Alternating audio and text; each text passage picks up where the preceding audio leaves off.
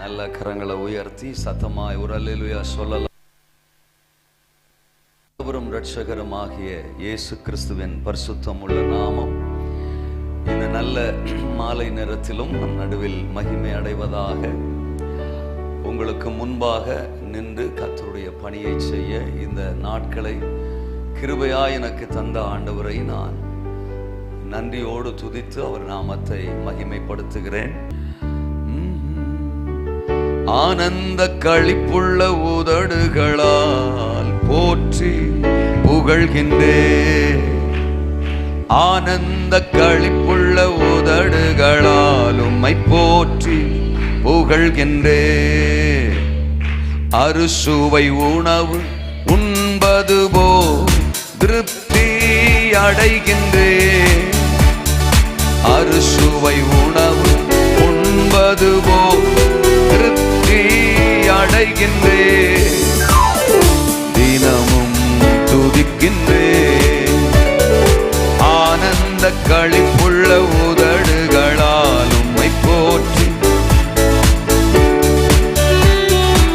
ஆனந்த களிப்புள்ள உதடுகளால் உம்மை போற்றி புகழ்கின்றேன்.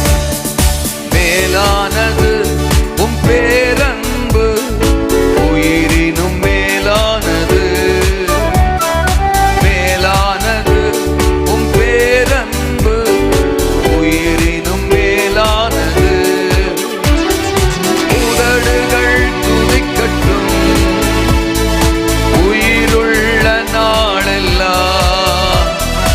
உதடுகள் துதிக்கட்டும் உயிருள்ள நாளெல்லாம். உயிருள்ள நாளெல்லாம். ஆனந்த களிப்புள்ள உதடுகளால் உம்மை போற்றி புகழ்கின்றேன். ஆனந்த களிப்புள்ள உதடுகளால். தேவனே நீ என் தேவன், தேடுவேன் ஆர்வமுடன். தேவனே நீர் என் தேவன், தேடுவேன். மகிமை வாஞ்சிக்கின்றேன், உம் வல்லமை காண்கின்றேன். மகிமை வாஞ்சிக்கின்றேன், உம் வல்லமை காண்கின்றேன். உம் வல்லமை காண்கின்றேன்.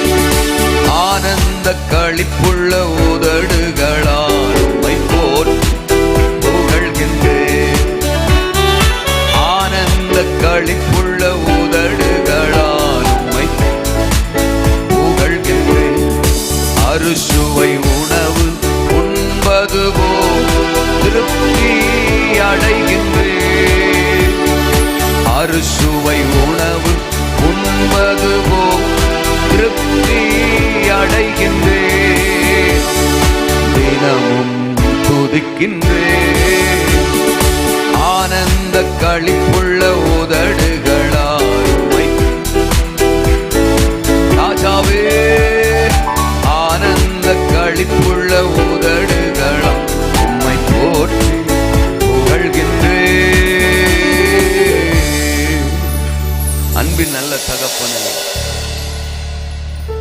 என் நாமத்தை பிரஸ்தாபப்படுத்துகிற எந்த ஸ்தானத்திலும் நான் வந்து உங்களை ஆசீர்வதிப்பேன் என்று வாக்குரைத்திருக்கிறவர், இந்த மாலை பொழுதிலும் எங்கள் நடுவில் நீர் பிரசன்னராயிருக்கிறீர்.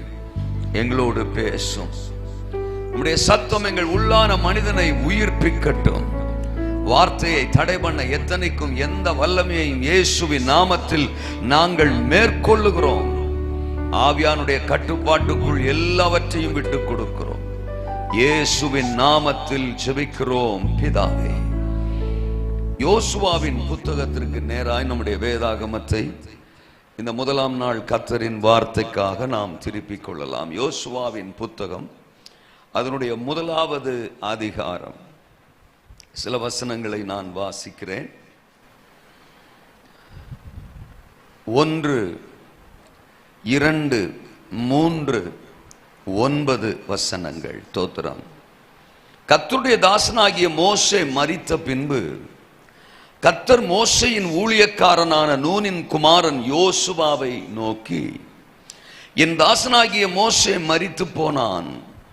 இப்பொழுது நீயும் இந்த ஜனங்கள் எல்லாரும் எழுந்து இந்த யோர்தானை கடந்து இஸ்ரவேல் புத்திரருக்கு நான் கொடுக்கும் தேசத்துக்கு போங்கள். நான் மோசேக்கு சொன்னபடி உங்கள் காலடி மிதிக்கும் எவ்விடத்தையும் உங்களுக்கு கொடுத்தேன். 9வது வசனம், நான் உனக்கு கட்டளையிடவில்லையா? பலங்கொண்டு திடமனதாயிரு, திகையாதே, கலங்காதே. நீ போகும் இடமெல்லாம் உன் தேவனாகிய கர்த்தர் உன்னோடே இருக்கிறார் என்றார். கர்த்தருடைய பரிசுத்த நாமம் மகிமை அடைவதாக. 40 வருட காலம் இஸ்ரவேல் மக்களை வழிநடத்திட்டு வந்த ஒரு மிகப்பெரிய தலைவன் மோசே.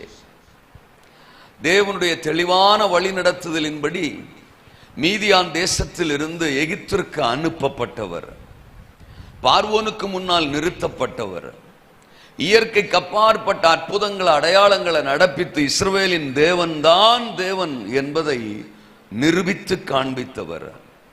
எகிப்தின் தேவர்களோ மந்திர சக்திகளோ அதிகார வல்லமையோ மோசேக்கு முன்னால் நிற்க முடியவில்லை.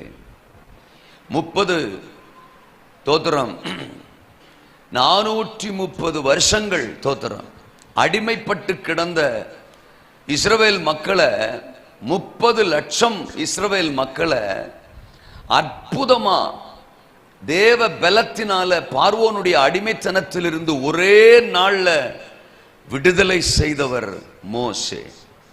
வாக்குத்தத்தம் பண்ணப்பட்ட கானானுக்கு நேராக அவர் வழிநடத்தி வந்தார் என்று நாம் வேதத்தில் வாசிக்கிறோம். கானானை சுதந்தரிப்பதற்கு சற்று முன்பாக தேவன் மோசேயை எடுத்துக்கொள்ளுகிறார். மோசேயின் மரணம் ஒரு மிகப்பெரிய துக்கம் இஸ்ரவேல் மக்களுக்கு. இவ்வளவு காலம் நம்மளை வழி நடத்திட்டு வந்த தகப்பன் இப்ப நம்ம கூட இல்லையே அப்படின்னு ரொம்ப சோர்ந்து போய், இதற்கு முந்தின அதிகாரம் 34 உபாகமம் 34:8 வாசிக்கிறோம். இஸ்ரவேல் புத்திரர் மோவாபின் சமனான வெளிகளில் மோசேக்காக 30 நாள் அழுது கொண்டிருந்தார்கள். துக்கம் கொண்டாடின நாட்கள் என்று வாசிக்கிறோம். அப்படிப்பட்ட ஒரு பெரிய தவிப்பு, குழப்பம், இழப்பு, கண்ணீர், துக்கம் இஸ்ரவேல் மக்களை, குறிப்பா யோசுவாவை நிறைத்திருந்த நேரம் அது.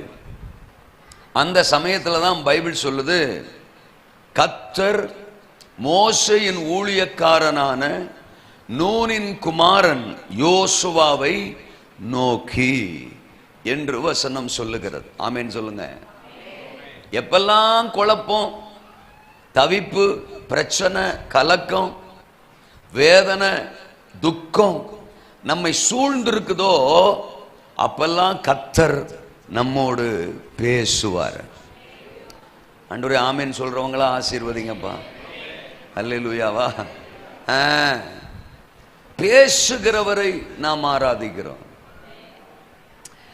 எந்த சூழ்நிலையிலெல்லாம் நம்ம தொய்ந்து போகிறோமோ அப்ப தேவ சத்தம் அங்க வெளிப்படும்.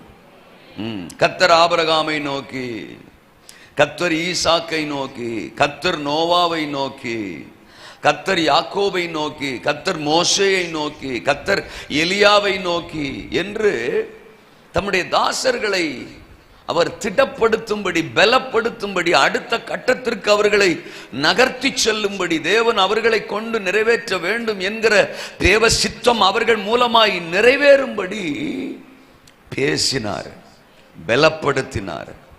இன்றைக்கும் இந்த மாலை நேரத்தில் தேவன் நம்மோடு என்ன பேச விரும்புகிறார்? தோத்திரம்.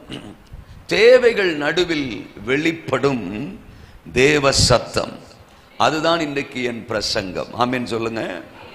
தேவைகள் நடுவில் வெளிப்படும் தேவ சத்தம். தோத்திரம். நம்ம எப்படிப்பட்ட தேவைகள் நடுவில் இருந்தாலும் தேவன் நம்மோடு பேசுவார். அதனாலதான் அது சின்ன கூட்டமோ, பெரிய கூட்டமோ, வாலிபர் கூட்டமோ, ஆண்கள் கூட்டமோ, பெண்கள் கூட்டமோ, ஞாயிற்றுக்கிழமை ஆராதனையோ, அது பிரதிஷ்டை ஆராதனையோ, பிள்ளை தோத்திரம், பேர் வைக்கிற ஆராதனையோ, ஞானசான ஆராதனையோ, அடக்க ஆராதனையோ, எந்த ஆராதனைனாலும் தேவ சத்தத்திற்கு நாம முக்கியத்துவம் கொடுக்கிறோம், தேவ வார்த்தைக்கு நாம முக்கியத்துவம் கொடுக்கிறோம். தோத்திரம். இந்த 3 நாட்களும் கூட தேவன் நம்மோடு பேச போகிறார். நீங்க ஆமீன் சொல்லலாட்டா கூட அவர் உங்க கூட பேசுவார். ஆனா நான் கண்டுபிடிச்ச ரகசியம் என்னன்னா, தேவன் பேசும்போது கேட்கிறவன் மனுஷனா இருந்தா ஆமீன் சொல்லுவான். அதாவது நான் கண்டுபிடிச்சதை சொல்றேன். தோத்திரம். மனிதர்கள் கண்டிப்பா தேவன் பேசும்போது ஆமீன் சொல்லுவார்கள். மனிதர்களா இருந்தா அல்லையா சொல்லுங்க, ஆமீன் வரும். தோத்திரம். ஏன்னா நம்மள ஆமீன் சொல்ல வைக்கிறது தான் கர்த்தருடைய வார்த்தை. துக்க நாட்கள் முடிந்ததும் பாரு, நான் உனக்கு முன்னால போவேன் பாரு, நான் உன் கண்ணீரை துடைப்பேன் பாரு, நான் உன் செபத்தை கேட்பேன் பாரு, உன் சத்துருக்களை காலி பண்ணுவேன் பாரு, உனக்கு விரோதமா உருவாக்கப்படும் எந்த ஆயுதமும் வாய்க்காதே போகும் பாரு, உன்னை உயர்ந்த அடைக்கலத்தில் வைப்பேன் பாரு, வாதை உன் கூடாரத்தை அணுகாதும் பாரு. இப்படிலாம் சொல்லும் போது மனுஷன் தானே தோத்துறான். அப்ப மனுஷனுக்கு இந்த பாதிப்பு கண்டிப்பா இருக்கும். தோத்துறான். ஆமா, இந்த வார்த்தை வரும்போது அவன் மனுஷனா இருந்தா ஆமேன், கர்த்தர் என்னோடு பேசுகிறார், என்னை பலப்படுத்துகிறார் அப்படின்னு ஆமேன் வரும் பாருங்க. ஒருவேளை அதை தாண்டி வரலன்னா எனக்கு தெரியல. அல்லேலூயா சொல்லுங்க. இங்க யோசுவா கூட ரொம்ப துக்கமா இருக்கிறாரு, ரொம்ப சோகமா இருந்திருப்பாரு. அவருக்கு என்னமோ நம்ம சோகமா இருந்தா பிடிக்கிறது இல்லை. நம்ம சோகமா இருக்கிறது ஆண்டவருக்கு என்ன செய்யறது இல்லை, பிடிக்கிறது. பவுடர் போட்டு வந்தாலே பயங்கரமா இருப்ப நீ. தோத்துறான். இதுல வேற பரிதாபமா உட்காந்துருந்தா எனக்கு ரொம்ப பயங்கரமா இருக்கு அப்படின்னு ஃபீல் பண்றவர் நம்ம அப்பா. நாம பெத்த பிள்ளைய கூட ஒரு மாதிரி சோகமா இருந்தா நம்மளால ஜீரணிக்கவே முடியாது. ஏன் ஒரு மாதிரி இருக்க, ஏன் ஒரு மாதிரி இருக்க அப்படின்னு கொடன்னு கொடைஞ்சிருவோம். தோத்திரம். பொல்லாதவர்களாகிய நீங்கள் உங்கள் பிள்ளைகளுக்கு நல்ல ஈவுகளை கொடுக்க அறிந்திருக்கும் போது பரமபிதாவாகிய நான் நன்மையானவைகளை கொடுப்பது அதிக. ஆண்டவரே, ஒரு சிலர் ரொம்ப சோகமா இருக்காங்கப்பா. ஆமா, 3 நாள் வேணாம்ப்பா, இன்னைக்கு கூட்டத்திலே எழுப்பி விட்டுருங்கப்பா. அல்லேலூயா. இன்னைக்கு கூட்டத்திலே அவங்களை மாத்திருங்கப்பா, உங்க சோகம் மாறிடட்டும்பா. மரித்தோர் தேவகுமாரனுடைய சத்தத்தை கேட்கும் காலம் வரும். யோவான் 5:25 படிக்கிறோம். அது இப்பொழுதே வந்திருக்கிறது. இருக்கிறீங்களா? ஆவியில மரித்தோர், உள்ளான மனிதனிலே மரித்தோர் தேவகுமாரனுடைய சத்தத்தை கேட்கும் காலம் வரும். இன்னைக்கு சபையினுடைய நிலை கூட அப்படித்தான் இருக்கு. ஏதோ ஒண்ணுல மரித்து போன நிலையில தான் நிறைய பேருடைய ஆவிக்குரிய ஜீவியமே இருக்கு. ரட்சிக்கப்பட்ட ஆரம்ப காலத்தில் இருந்த ஒரு வீரம், ஒரு தீவிரம், ஒரு வைராக்கியம், ஒரு விசுவாசம், ஒரு வேகம், ஒரு துடிப்பு, காலம் போக போக போக போக போக மங்கிருது. அன்னைக்கெல்லாம் ஜெபம், ஆலயம், ஆராதனை, பைபிள் படிக்கிறது, ஊழியம், ஆத்தும பாரம் அப்படின்னா அது வேற மாதிரி. ஆனா காலம் போக போக போக சிலருக்குள்ள விசுவாசம் மரிச்சிருது, சிலருக்குள்ள ஜெப ஆவி மரிச்சிருது, சிலருக்குள்ள பரிசுத்தமே மரிச்சிருது,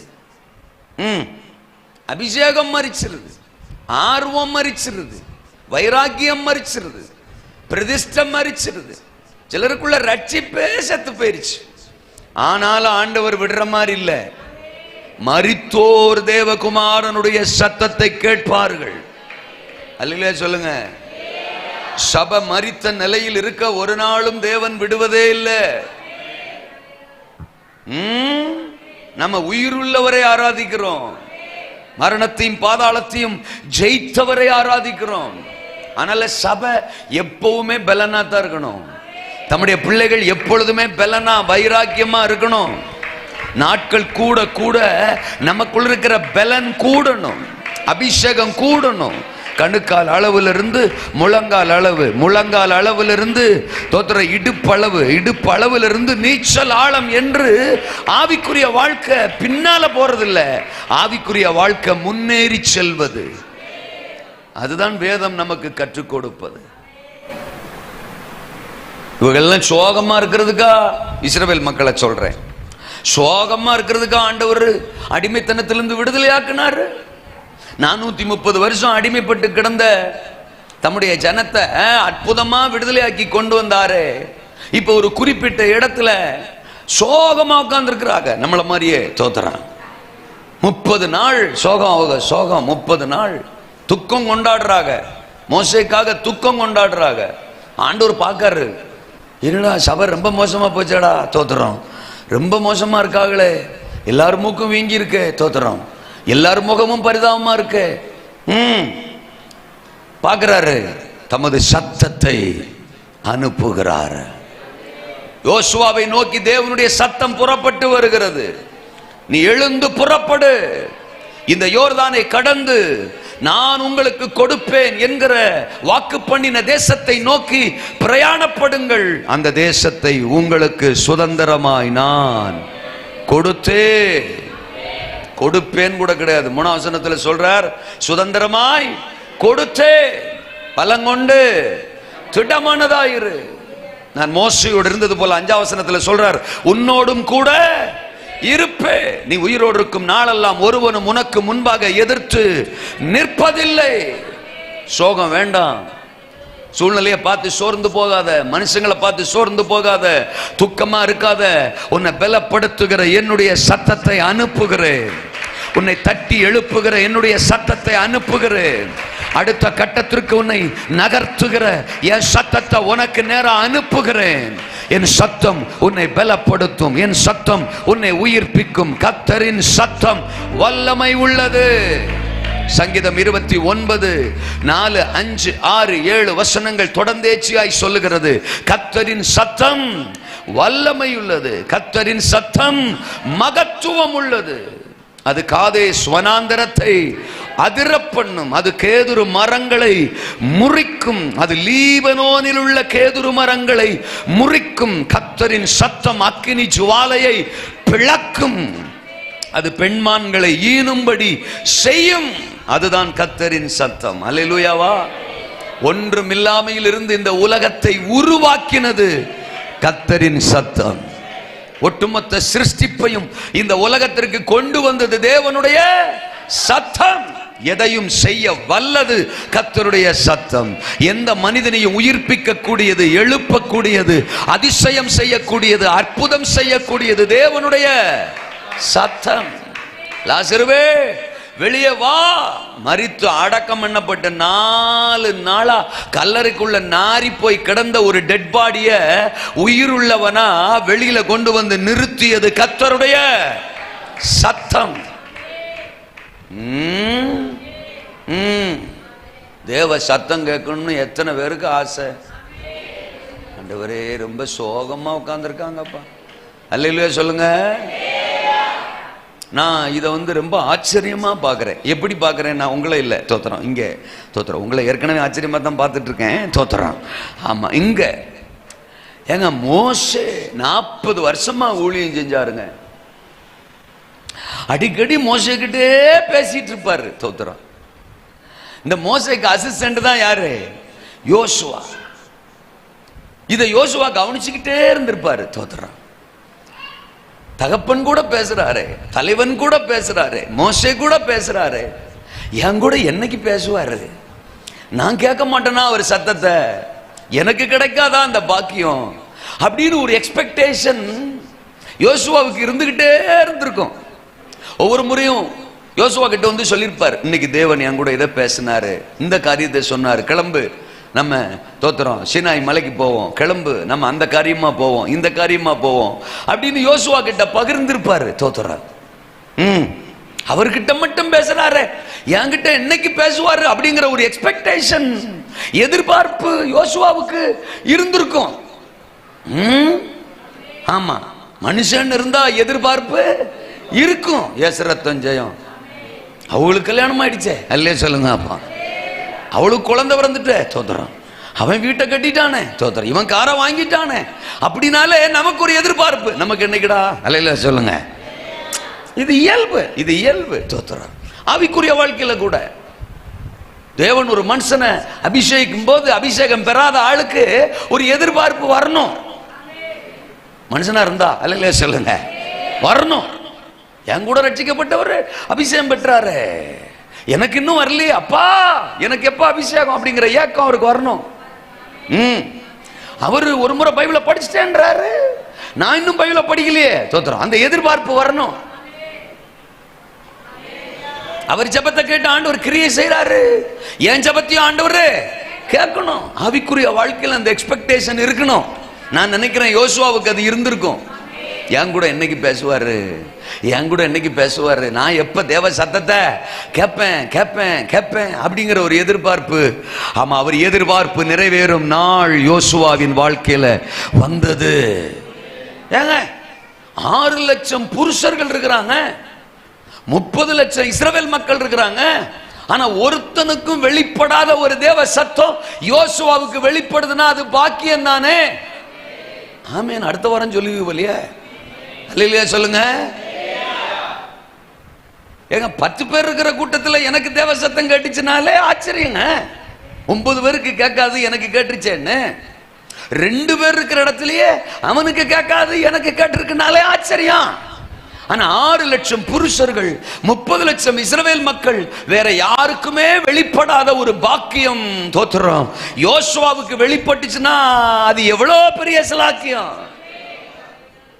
ஆனா நம்ம புதிய ஏற்பாட்டின் காலத்தில் இருக்கிறோம். ஆமென் சொல்லுங்க. அவர் நம்ம ஒவ்வொருவரோடும் பேச ஆயத்தமா இருக்கிறாரு. கிறிஸ்து இன்னைக்கு நமக்கு உள்ளே இருக்கிறாரு. அதுக்கு ஆமென். அடுத்த வாரம் தான் சொல்லுவீங்களா? தோத்துறான்.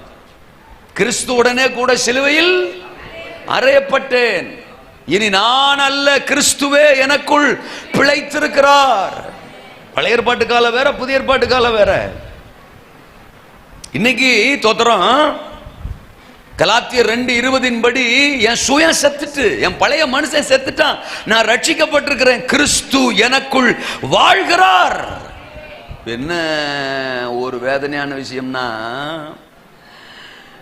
கிறிஸ்து வெளியில இருந்த காலத்துல, கிறிஸ்து பரத்தில் இருந்த காலத்துல, பழைய ஏற்பாட்டு காலத்துல யோசுவாவுக்கு தேவ சத்தம் வெளிப்பட்டுச்சு. ஆனா கிறிஸ்து இன்னைக்கு நமக்கு உள்ளே இருந்தும் தேவ சத்தம் நமக்கு வெளிப்படல அப்படின்னு சொல்றோம்னா டேஸ். அல்லேலூயா. நிறைய பேருக்கு தேவ சத்தம் வெளிப்படுறதே இல்லை, தேவ சத்தம் கேட்கிற அனுபவமே இல்லை. தோத்துறான். தேவன் எப்படி பேசுவார்னு சிலருக்கு தெரியல, இல்ல தேவன் பேசும் போதும் அதை கேட்கிற மனநிலையும் நிறைய பேருக்கு இல்லை. அப்பதான் தூக்கமே வருது. தோத்துறான். பிரசங்க நேரத்தில் என்ன வருது? தூக்கம் வருது. தேவன் எந்த கோணத்திலும் நம்மோடு பேச வல்லவர். நாம் தனிப்பட்ட ஜெப நேரங்களில், வேதத்தை வாசிக்கும் போது, வேதத்தை தியானிக்கும் போது, ஆலயத்துக்கு வரும்போது, ஆராதனை நேரங்களில், குடும்ப ஜெப நேரங்களில், பிரசங்க நேரத்தில், எந்த நேரத்திலும் இன்றைக்கு தேவன் நம்மோடு பேச, அவர் சத்தத்தை வெளிப்படுத்த அவர் ஆயத்தமா இருக்கிறாரு. வெளிப்படுகிற ஒரு சத்தம் போதும். வெளிப்படுகிற ஒரு யாத்ராமத்துல 3 அதிகாரம் 4 வசனத்துல தேவன் மோசேயை நோக்கி அப்படின்னு தோத்திர வசனம் சொல்லுது. எரிகிற முச்செடி புதரின் நடுவில் இருந்து கர்த்தருடைய சத்தம் யாருக்கு வெளிப்பட்டுச்சா? மோசேக்கு. அன்னைக்கு மோசேக்கு வயசு 80. மோசேயே சங்கீதம் 90:10 சொல்றாரு, மனுஷனுடைய ஆயுசு வருஷங்கள் 70, பலத்தின் மிகுதியினால் 80. இது மோசே எழுதுனது. மோசே எழுதுனது. அப்ப மோசேக்கு நல்லா தெரியும் ஒரு மனுஷனுடைய ஆயுசு காலம் மேக்சிமம் எவ்வளவுதான்? 80 தான் அவர் அன்னைக்கு முடிவு பண்ணியிருந்தாரு. இப்ப நான் கேட்கேன், இப்ப அவருக்கு வயசு 80. தோத்துறான். அவர் நம்மெல்லாம் பிறந்தநாள் கொண்டாடுற மாதிரி 80வது வருஷத்தை கொண்டாடி இருப்பாருன்னு வச்சுக்கோங்க. அந்த வருஷம் அவர் என்ன சொல்லியிருப்பாரு? இது நான் சாகிற வருஷம்டா. நிறைய ஒரு மாதிரியவே பாக்குறீங்கள? தோத்துறான். இது நான் சாகிற வருஷம். ஏன்னா அது 80வது வருஷம் இல்லையா? அவர் தான் கண்டுபிடிச்சவராச்சே, பலத்தின் மேலால 80 தான். இது நான் சாக போற வருஷம். இப்படி யாராவது பிறந்தநாள் கொண்டாடுவாங்களா? சோத்திரம். அவன் அப்படித்தான் கொண்டாடி இருப்பான். எந்த மாசம் சாவேன்னு தெரியல. ஜூன்ல சாவனா, ஜூலைல சாவனா, அக்டோபர்ல சாவனா, இன்னும் டிசம்பர் வரைக்கும் தேருமா? தோத்துறான். இப்படித்தான் அவன் யோசித்திருப்பான். இந்த வருஷம் என் லைஃப் முடிகிற வருஷம், என் ஓட்டம் முடிகிற வருஷம் அப்படின்னு அவன் நினைச்சிருப்பான். ஆமெனா? பட் எரிகிற முச்சடி புதரி நடுவில் இருந்து தேவ சத்தம் அவனை சந்தித்தது. ஒரு முறை மோசேக்கு வெளிப்பட்ட தேவ சத்தம் அடுத்த 40 வருஷத்தை கொடுத்தது. இருக்கிறீங்களா? அவ்வளவுதான். இந்த வருஷத்தோட ஆயுசு காலம் அவ்வளவுதான் அப்படின்னு நினைச்ச மோசேக்கு ஒரு எக்ஸ்டென்ஷன், ஒரு எக்ஸ்ட்ரா டைம். அது 1 வருஷம் 2 வருஷம் இல்ல, 1 மாசம் 2 மாசம் இல்ல, அடுத்த 40 வருஷம். அதுவும் பூமிக்கு பாரமா இல்ல. தோத்திரம். அந்த 40 வருஷம், அந்த 40 வருஷம் அற்புதங்களின் வருஷம், அற்புத ஊழியங்களின் வருஷம், அற்புத அடையாளங்களின் வருஷம், அரக்க கூட்டத்திற்கு சவால் விட்ட வருஷம், பார்வோனையும் அவன் சேனையையும் செங்கடலிலே அழித்து போட்ட நாட்கள், 30 லட்சம் இஸ்ரவேல் மக்களை எகிப்தின் அடிமைத்தனத்திலிருந்து விடுதலையாக்கின காலம், அது வானத்தில் இருந்து மன்னாவை இறங்கி வரப்பண்ணின காலம். அடுத்த 40 வருஷம் ஒரு மகிமையான ஊழியத்தின் வருஷத்தை மோசேக்கு கர்த்தர் கொடுத்தாரு. நிறைய பேர் அப்படித்தான், அவ்வளவுதான் என் லைஃபே முடிஞ்சிட்டு இதுக்கு பிறகு எங்க? ஆமா, நான் தேடுறதுக்கு வாய்ப்பு இல்லை, பிசினஸ் தேடுறதுக்கு வாய்ப்பு இல்லை, என் குடும்பத்தில் சமானம் வர வாய்ப்பு இல்லை, அவ்வளவுதான், முடிஞ்சு போற போக்க பார்த்தா அவ்வளவுதான் அவ்வளவுதான் அப்படின்னு நிறைய பேர் நிறைய விஷயங்கள்ல பிளான் பண்ணி சொல்ல போனா ஒரு முடிவுக்கே வந்துடுறோம். இந்த வியாதியோட வாழ்க்கை முடிய போகுது, இந்த சூழ்நிலையோட கதை முடிய போகுது. நான் ஆண்டவர் சொல்றாரு, உங்களை தேடி வருகிற ஒரு தேவ சத்தம், ஒரு தேவ சத்தம் அடுத்த 40 வருஷங்களுக்கு உங்களை அற்புதமா அற்புதமா அதிசயமா நடத்தும். இன்னைக்கு நீங்க எந்த நிலையில வந்திருந்தாலும் சரி, உங்களை நோக்கி ஒரு சத்தம் புறப்பட்டு வருகிறது. உயிரோடு இருக்கும் நாளெல்லாம் ஒருவனும் உனக்கு முன்பாக எதிர்த்து நிற்பதில்லை. நான் மோசையோடு இருந்தது போல உன்னோடும் இருப்பேன். நீ பலங்கொண்டு திடமனதாயிரு, நீ திகையாதே. உனக்கு வாக்கு பண்ணின எல்லாவற்றையும் நீ சுதந்தரித்துக் கொள்ள போகிறாய். தேசத்தை உன் கையில கொடுக்க போறேன், ஆத்துமாக்களை உன் கையில கொடுக்க போறேன், பட்டணத்தை உன் கையில கொடுக்க போறேன். இதுவரைக்கும் முன்னுரைக்கப்பட்ட எல்லா வாக்கு தத்தங்களையும் இந்த வருஷத்துல நீ சுதந்தரித்துக் கொள்ள போகிறாய், சுதந்தரித்துக் கொள்ள போகிறாய். சோர்வை விட்டு வெளியே வா, துக்கத்தை விட்டு வெளியே வா, புலம்பல்களை விட்டு வெளியே வா, கண்ணீரை விட்டு வெளியே வா. இன்றைக்கு உனக்காக என் சத்தம் வெளிப்படுகிறது. உன்னை பலப்படுத்த என் சத்தம் வெளிப்படுகிறது. ஒரு லாசருவுக்கு வெளிப்பட்ட சத்தம், ஒரு மோசேக்கு வெளிப்பட்ட சத்தம் இந்த இரவு உனக்கு உன் குடும்பத்திற்கு வெளிப்படுகிறது. ஓ ராபாகா ராபாலாகாதா ராஷதரகனமா ஓ ராபாகனமா சகரபாதனா. தேவைகளின் நடுவில் வெளிப்படும் தேவ சத்தம். 3 பாயிண்ட் உங்களுக்கு முன்னால இந்த சம்பவத்தை மையமாய் கொண்டு நான் பிரசங்கிக்க போகிறேன். தோத்திரம். ஆமா, எதையாகிலும் இழந்து போனீர்களோ, சொல்லுங்க அந்த வார்த்தை எல்லாரும். எதையாகிலும் இழந்து போனீர்களோ, தேவ சத்தம் இன்றைக்கு உங்களுக்கு வெளிப்படுகிறது. எதையாகிலும் இழந்து போனீர்களோ, தோத்திரம். ஆமா. இரண்டாவது, எதிர்ப்பின் சூழ்நிலைகளோ, சொல்லுங்க அந்த வார்த்தைய. எதிர்ப்பின் இல்ல, எதிர்ப்பான எதிரான சூழ்நிலைகளோ. எங்க திரும்பினாலும் எதிரான சூழ்நிலை தான் அப்படின்னு சொல்றீங்களோ, இந்த இரவு உங்களுக்கான தேவ வார்த்தை, தேவ சத்தம் வெளிப்படுகிறது. அல்லேலூயா சொல்லுங்க. எதிர்ப்பின் சூழ்நிலைகளோ, தோத்திரம். மூன்றாவது, என்ன செய்வேன் என்கிற கலக்கமோ, சொல்லுங்க அந்த வார்த்தைய. நிறைய பேருக்கு இது, அடுத்து நான் என்ன செய்ய போறேன் எனக்கு தெரியலையே, அடுத்து நான் என்ன செய்யணும் எனக்கு தெரியலையே, இந்த காரியத்துல எப்படி நான் முன்னேறி போகணும் எனக்கு தெரியலையே.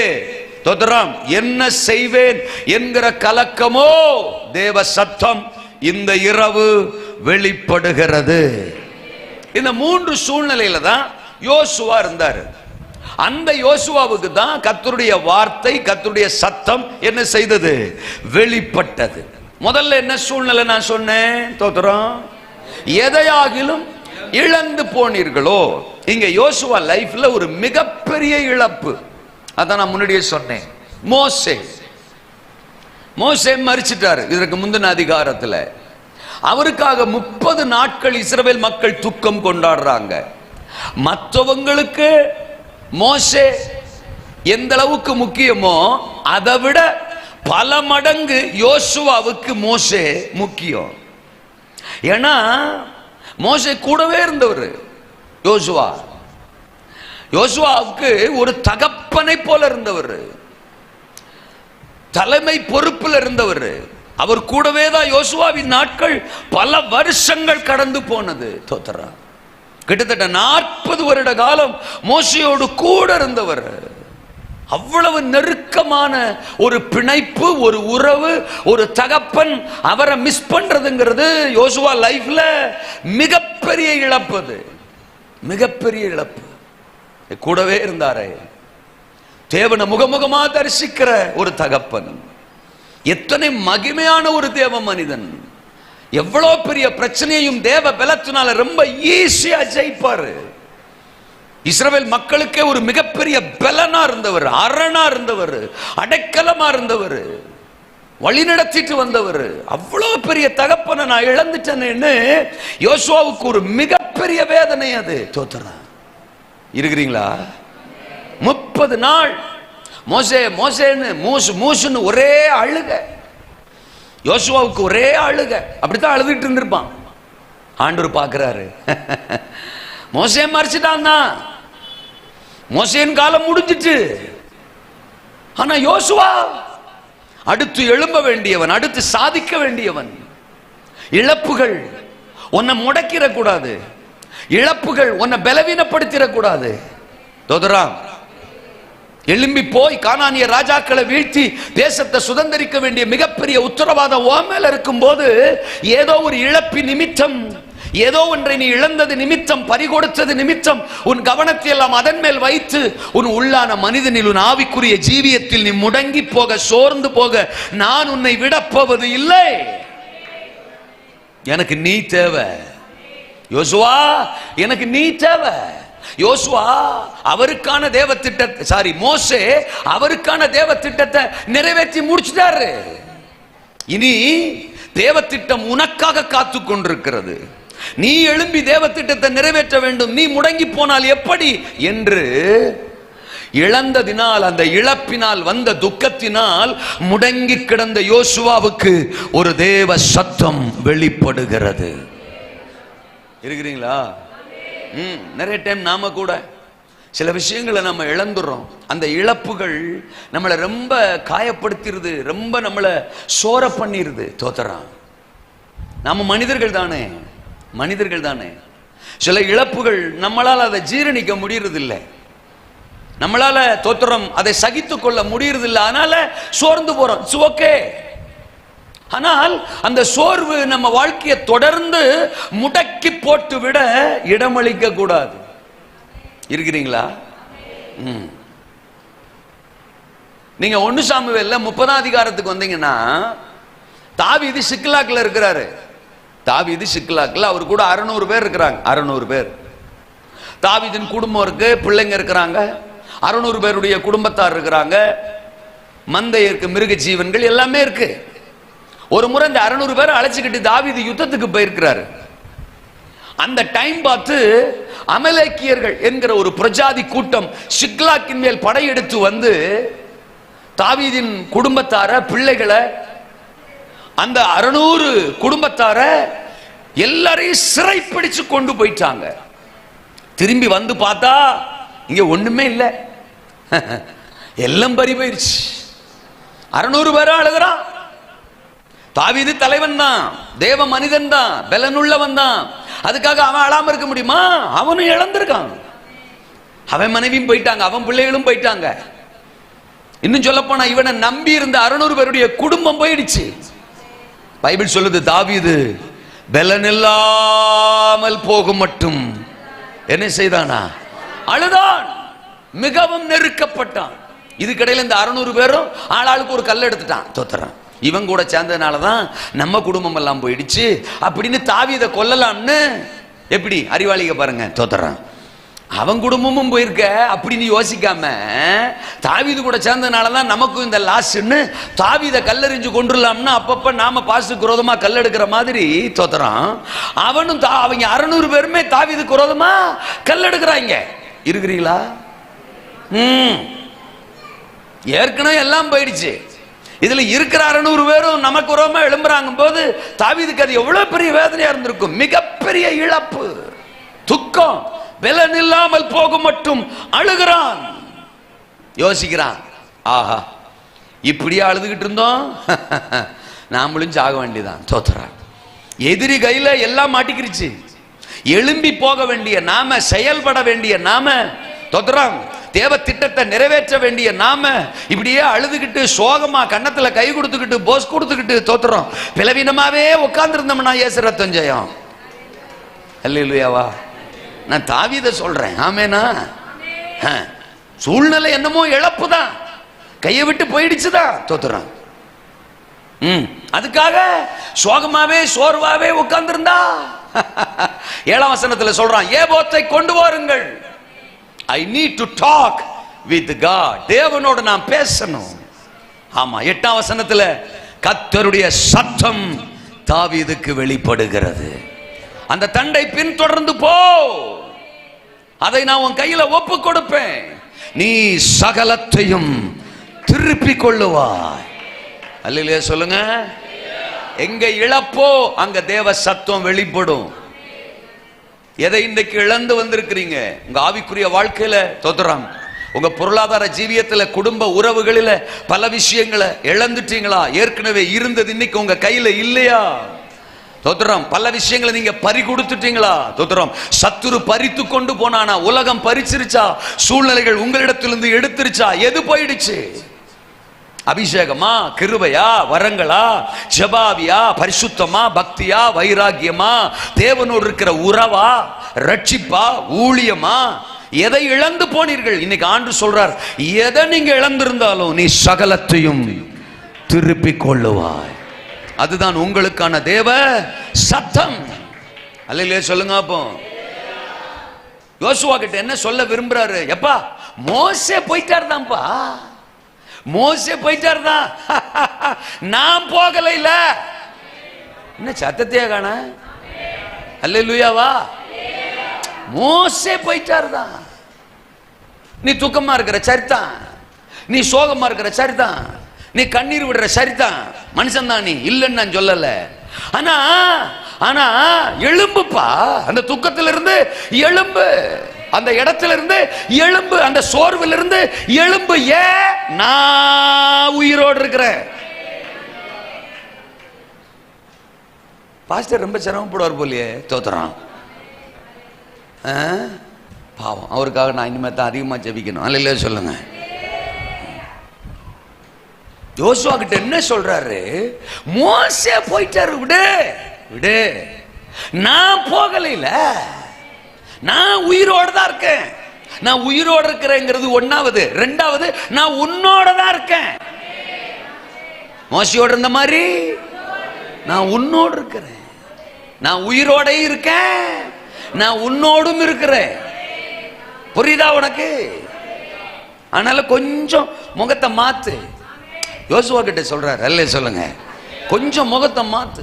உன் பேச பார்த்தா எனக்கே பயமா இருக்கு. தோத்துறேன். எழுந்து புறப்படு. அல்லேலூயா.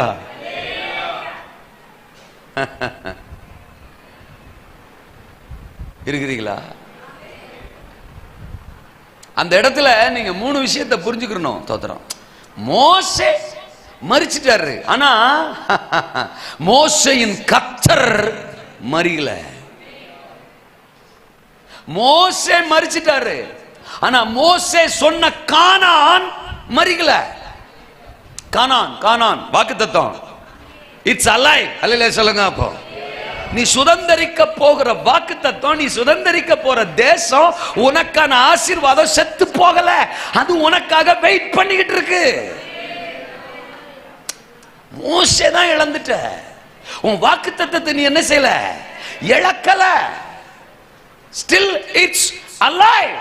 அது இன்னைக்கு உயிரோட தான் இருக்கு. நீ எப்ப வருவ யோசுவா? நீ எப்ப வருவ? நீ எப்ப என்ன தூக்குவ? நீ எப்ப என்ன எடுத்துக்கிருவன்னு அந்த கானான் உனக்காக காத்திருக்கிறது. சபைக்காக தேசம் காத்திருக்குது. சபைக்காக ஆத்துமாக்கள் காத்திருக்கிறாங்க. அல்லேலூயாவா. சபை சோகமா இருந்தா சுதந்தரிக்க முடியாது.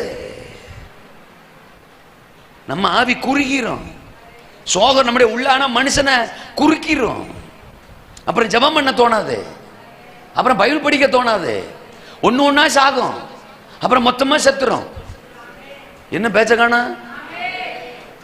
சிலர் அப்படி நினைக்காக. சோகமா இருந்தா ஏசுனாரு பரிதாபப்பட்டு நம்மளை சீக்கிரம் ஆசீர்வதிப்பாரு. யாரு சொன்னா? தோத்துறான். நான் கண்டுபிடிச்ச ரகசியத்தை சொல்லவா?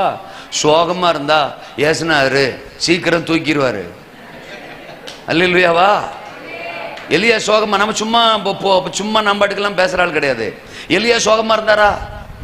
1 ராஜாக்கள் 19 அதிகாரத்தில் எலியா சோகமா இருந்தாரா?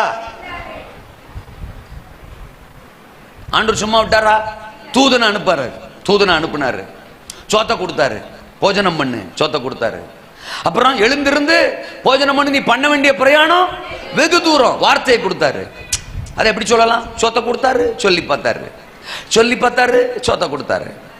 இன்னொருக்கா கூட சோத்த கொடுத்தாரு, சொல்லி பார்த்தாரு, சொல்லி பார்த்தாரு, சோத்த கொடுத்தாரு. சோகம் மாறல. சோகம் என்ன செய்யல? நம்மள மாதிரியே தான் இருக்கான். நானும் 1/2 மணி நேரம் ஆச்சு. அல்லேலூயா சொல்லுங்க. இன்னும் சில ஆள் மாறவே இல்லை. தோத்திரம் பொறுத்துணையோட தான் வந்திருக்கு. நானா ஆமேனா சாகிற வரைக்கும் சொல்ல மாட்டேன். தோத்துறான். ஆமா, அது இன்னைக்கு பிரசங்கம் முடிகிற வரைக்கும் என்கிட்ட இருந்து ஒரு ஆமேன நீ வாங்கிரு பார்ப்போம். தோத்துறான். நீ வாங்கிறியா? தோத்துறான். எங்க பாஸ்டருக்கேன் நான் ஆமேன்னு சொல்ல மாட்டேன். அல்லேலூயாவா.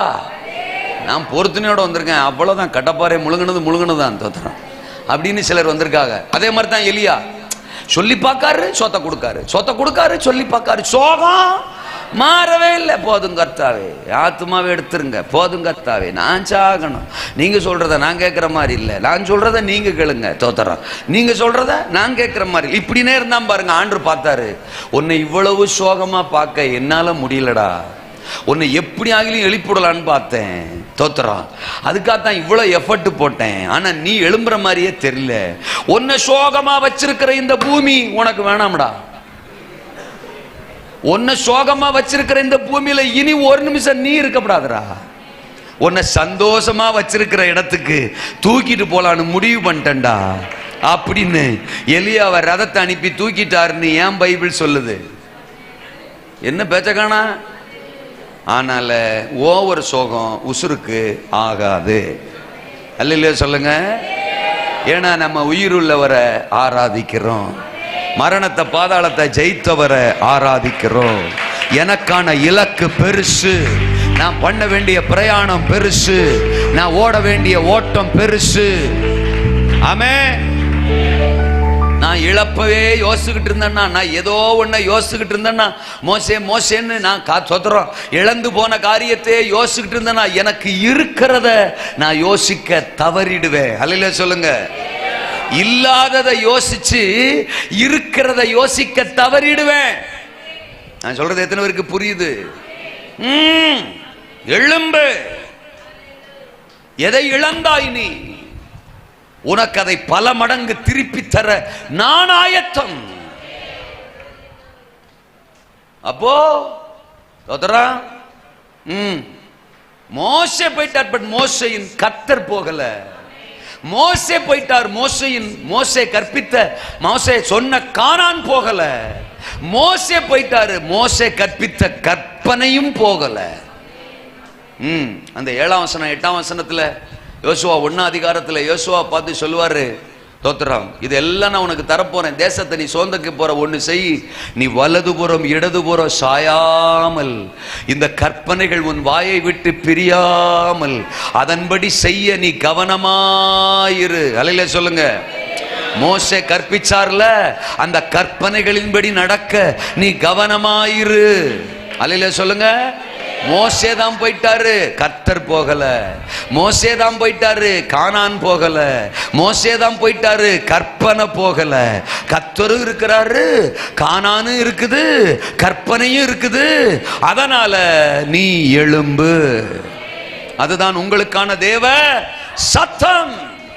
அல்லேலூயா சொல்லுங்க. அப்போ எதையாகிலும் இழந்து போனாயோ, எழும்பு. இன்றைக்கு உங்களுக்கு ஒரு தேவ சத்தம் புறப்பட்டு வருகிறது. இழப்புகளை கண்டு கலங்காதீங்க. நீங்கள் பறி கொடுத்ததை கண்டு கலங்காதீங்க. இன்னைக்கு பல மடங்கு கர்த்தர் அதை உங்களுக்கு திருப்பி கொடுக்க போறார், திருப்பி கொடுக்க போறார், திருப்பி கொடுக்க போகிறார். உங்கள் இழப்புகளுக்கு ஒரு முற்றுப்புள்ளி வைக்கிறார். இழப்பினால் வருகிற துக்கங்களுக்கு ஒரு முற்றுப்புள்ளி வைக்கிறாரு. உங்க கண்ணீரை துடைக்கிறாரு. நான் இருக்கிறேன்னு சொல்றாரு. என் வார்த்தை இருக்குதுன்னு சொல்றாரு. என் வல்லம் இருக்குதுன்னு சொல்றாரு. பலன்கொள், திடன்கொள். ஆமென். எதிர்ப்பான சூழ்நிலைகளோ தோத்திரம். யோசுவாவுக்கு கர்த்தருடைய சத்தம் வருது. முதல்ல இழப்புகளுக்கு நடுவில் வருது. ரெண்டாவது எதிர்ப்புகளுக்கு நடுவில். என்ன எதிர்ப்புகள்? தோத்திரம். மோசே மரிச்சு போனாலும் தோத்திரம், சுதந்தரிக்க வேண்டிய கானான் இன்னும் கண்ணுக்கு முன்னால இருக்குது. அது மட்டும் இல்ல, அந்த கானான்ல அன்னைக்கு 31 ராஜாக்கள் இருந்தாங்களாம். யோசுவா 12ஆம் அதிகாரத்துல அந்த 31 ராஜாக்களை பத்தியும் எழுதியிருக்கு. தோத்திரம். கானானிய ராஜாக்கள் 7 ஜாதிகள் அங்க இருந்தாங்க. தோத்திரம். 31 ராஜாக்கள் இருந்தாங்க. யோசுவா 12ஆம் அதிகாரத்தில் அதை படிக்கிறோம். ஒவ்வொரு ராஜாவாக கர்த்தர் யோசுவாவின் கையில் என்ன செய்தாரு?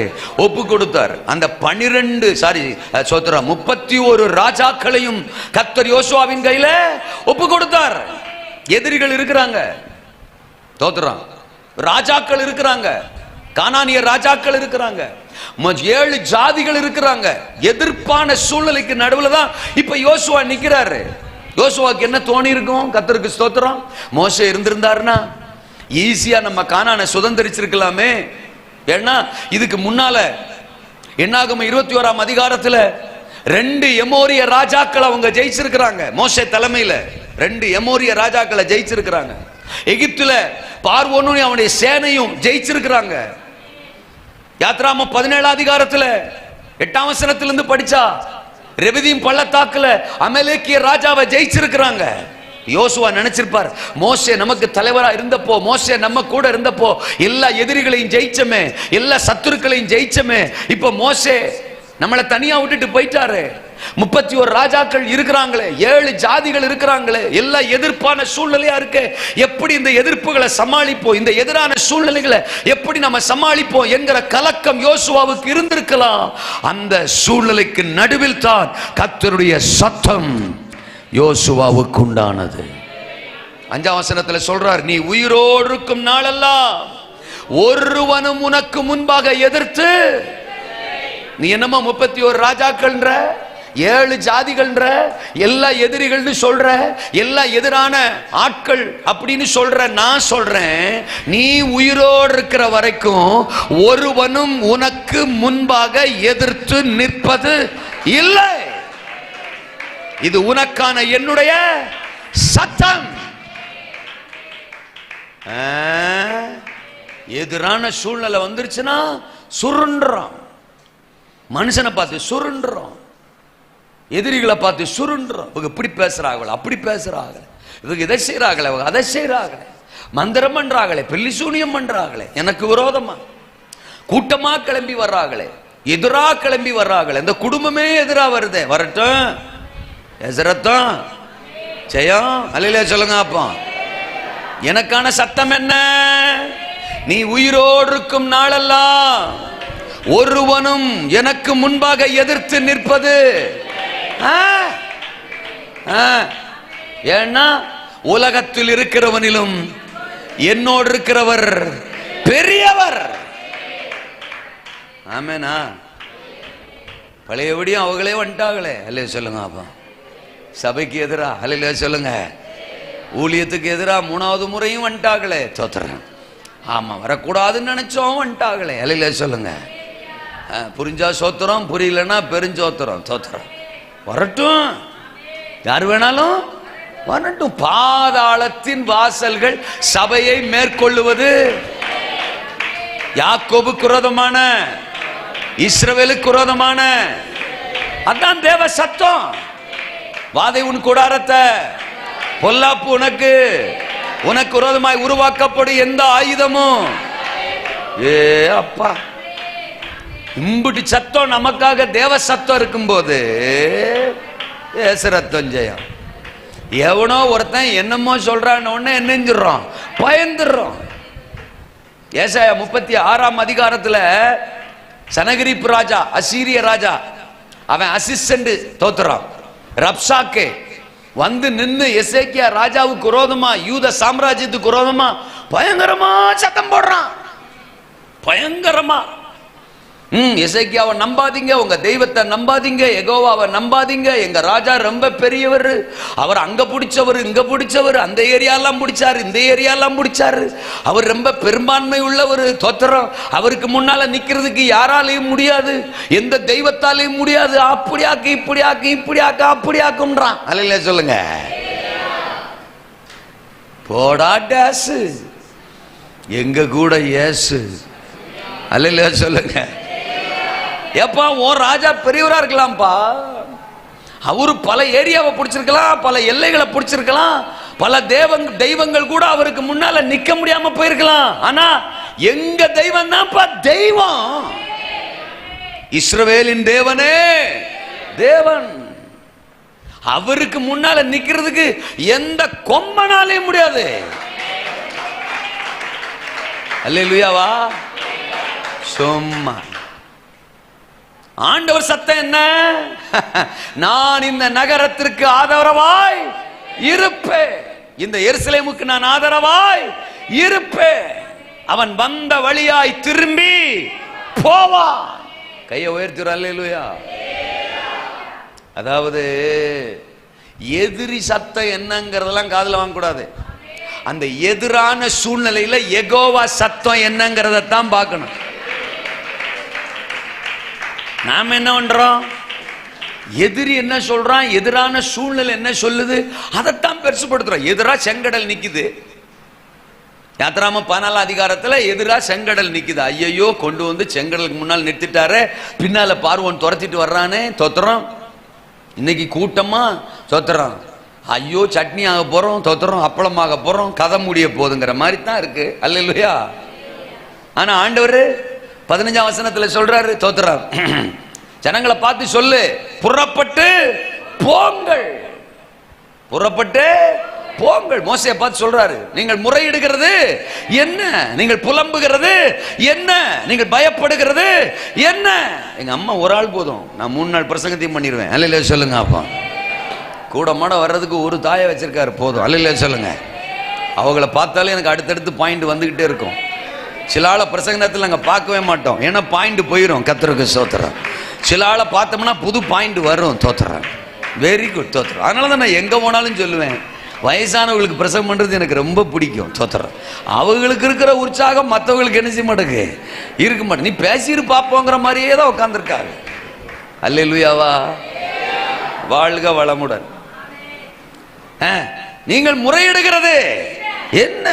எந்திரி, ஜனங்களை புறப்பட்டு போக சொல்லு. நீ ஒண்ணு செய்ய, உன் கையில் இருக்கிற கோலை சமுத்திரத்துக்கு நேரா என்ன செய்ய, நீட்டு, பிளந்து விடு. பிளக்கும். கர்த்தர் யுத்தம் பண்ணுவா, நீங்கள் சும்மா இருப்பீர்கள். விடமாட்டாரு. எத்தனை எதிர்ப்பான சூழ்நிலைகள் நம்மளை கலங்க பண்ணாலும் அதற்கு நடுவுல ஒரு தேவ சத்தம் வரும். அதனாலதான் சொல்றது, சர்ச்சை மிஸ் பண்ணாதீங்க, ஆராதனையை மிஸ் பண்ணாதீங்க, ஆலயத்தை மிஸ் பண்ணாதீங்க, ஒடியாந்துருங்க. ஏன்னா அங்கதான் தேவ பிரசன்னம், அங்கதான் தேவ சத்தம்.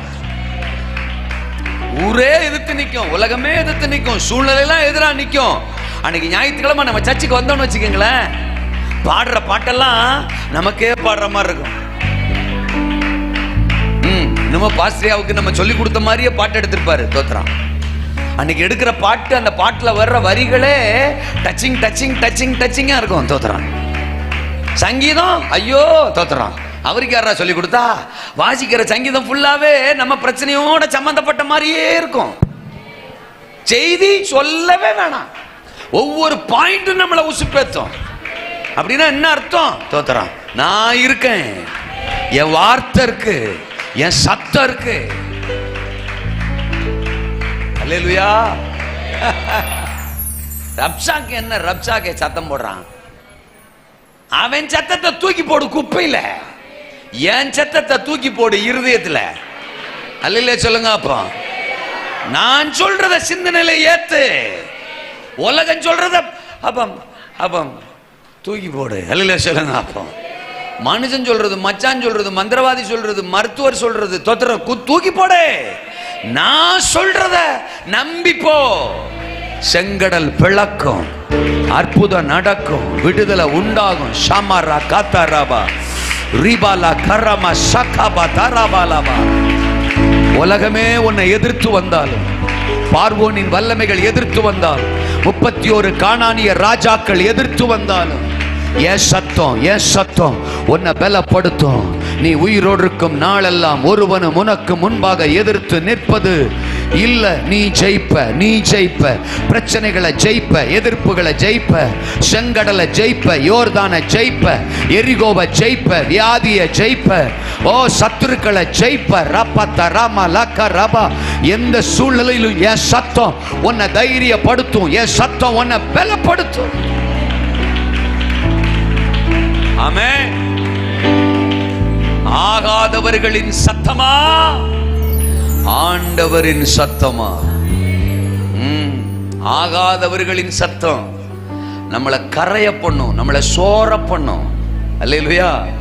கோலியாத்தின் சத்தம் நம்மளை சோர பண்ணும், எசபேலின் சத்தம் நம்மளை சோர பண்ணும், ரப்சாக்கேயின் சத்தம் நம்மளை சோர பண்ணும், 31 ராஜாக்களின் சத்தம் நம்மளை சோர பண்ணும்.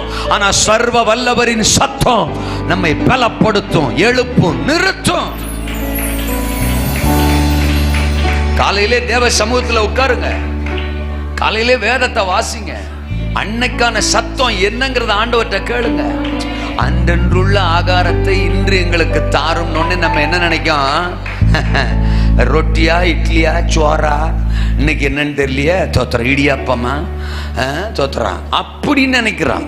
அன்றன்றுள்ள ஆகாரம்னு தப்பு இல்லை தோத்துறான், அதையும் எடுத்துக்கலாம் இல்ல சொல்லுங்க. ஆனா மனுஷன் அப்பத்தினால மாத்திரம் அல்ல, மத்தேயு 4:4 தேவனுடைய வாயிலிருந்து புறப்படுகிற ஒவ்வொரு வார்த்தையினாலும் பிழைப்பான். இன்றைக்கு எனக்கு என்ன சத்தம், இன்னைக்கு எனக்கு என்ன வார்த்தை, அதுதான் என் பிரதானமான ஆகாரம். அப்படி கேளுங்க ஆண்டவர்கிட்ட. ஒவ்வொரு நாளும் உங்க கூட பேசுவார், ஒவ்வொரு நாளும் பேசுவார். கிளம்புடா அப்படிம்பாரு, கிளம்புடா அப்படிம்பாரு. நான் கூட இருக்கேன்டா, கிளம்புடா.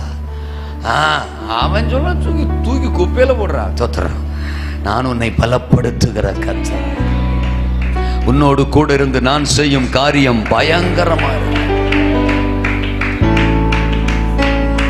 என் பிரசங்கங்கள் அடிக்கடி சொல்லுவேன், டாக்டர் சொல்லிட்டாரு, டாக்டர் சொல்லிட்டாரு, என்ன சொல்லிட்டாரு, அவ்வளவுதான், நீங்க சுகமாட்டீங்க, சுகமாக மாட்டீங்க, சுகமாக வாய்ப்பில்லை அப்படின்னு சொல்லுவாரு. 3 மாசம் தான் முடிஞ்சிரும் பாரு தோத்துறான். இது சுகமடைய வாய்ப்பே இல்லைம்பாரு தோத்துறான். இருக்கிற ஃபீஸ் எல்லாம் நம்மகிட்ட வாங்கிட்டு கடைசியில சொல்லுவாரு தோத்துறான். அந்த ஃபீஸ் எல்லாம் வாங்காதுக்கு முன்னாடி சொல்லியிருந்தா கூட பரவாயில்ல, இருக்கிற பணத்தை எல்லாம் வேற போட்டாச்சு தோத்துறான். இப்ப கடைசியா ரிசல்ட் என்ன? அதுல ஒரு நல்ல வார்த்தை சொல்லுவாரு, இனி உங்களை பகவான் தான் காப்பாற்றணும் அப்படின்னு. யோ, இதை காசு வாங்குறதுக்கு முன்னாடி சொல்லியிருந்தா பரவாயில்லையா, அந்த பகவான் கையில கொஞ்சம் காசை கொடுத்துட்டாலும் சுகமா இருக்கலாம். அல்ல சொல்லுங்க. அவரே முடிவு பண்ணிடுறாரு, இனிமே இதுட்ட ஃபீஸ் வாங்க முடியாது, ஃபீஸ் வாங்குறதுக்கு காசு இல்ல. அதனால இனிமே அதுக்கு ட்ரீட்மெண்ட் பண்ண முடியாதுன்னா அவர் ஒரு முடிவுக்கு வந்துடுறாரு. அல்லேலூயாவா. உடனே நாம என்ன பண்ணிடுறோம், டாக்டர் சொல்லிட்டாரு, டாக்டர் சொல்லிட்டாரு, டாக்டர் சொல்லிட்டாரு இப்படின்னு சொல்லி சொல்லியே செத்து போயிடும். இயேசுநாதர் சொன்னாரு, என் தழும்புகளால் நீ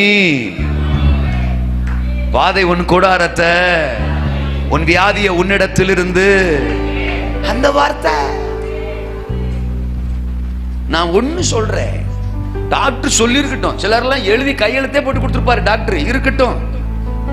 அதுல வர சிலருக்கு பெருமை, டாக்டர் எனக்கு ஒரு ஃபைலே கொடுத்திருக்கிறாரு, ஃபைல் கொடுத்திருக்கிறாரா. இன்னொன்னு சொல்லும், உனக்கு ஒரு ஃபைல் தான் நான் கொடுத்திருக்கேன், எனக்கு 3 ஃபைல் கொடுத்திருக்கிறாரு, 3 ஃபைல். ஆனா பைபிள் என்ன தெரியுமா சொல்லுது, கொலோசியர் 2:14-15, நமக்கு எதிரடையாகவும் கட்டளைகளால் நமக்கு விரோதமாகவும் இருந்த கையெழுத்தை குலைத்து போட்டு.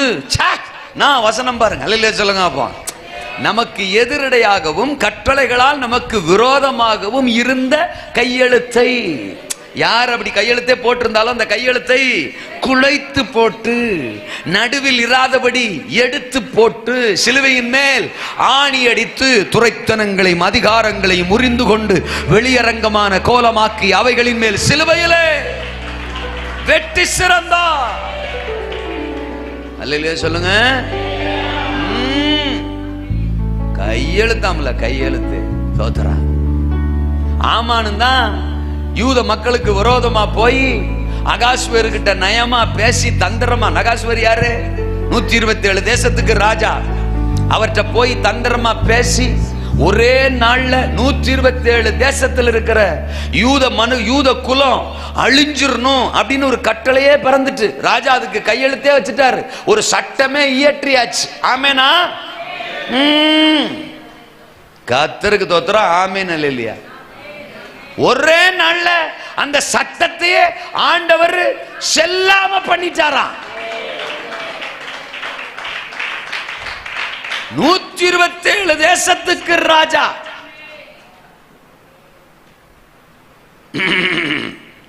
அவர் ஒரு தேசத்துக்கு ராஜா இல்ல, ஒரு தேசத்துக்கு ராஜாக்கள் நம்ம பேசிக்கிறாங்க. அல்லே சொல்லுங்க. அப்பா எங்க ஆண்டவர் 127 தேசத்துக்கு ராஜாவை சந்திச்சவர், அவர் போட்ட சட்டத்தையே மாத்தினவர், அவர் கையெழுத்தையே செல்லாமாக்கினவர்.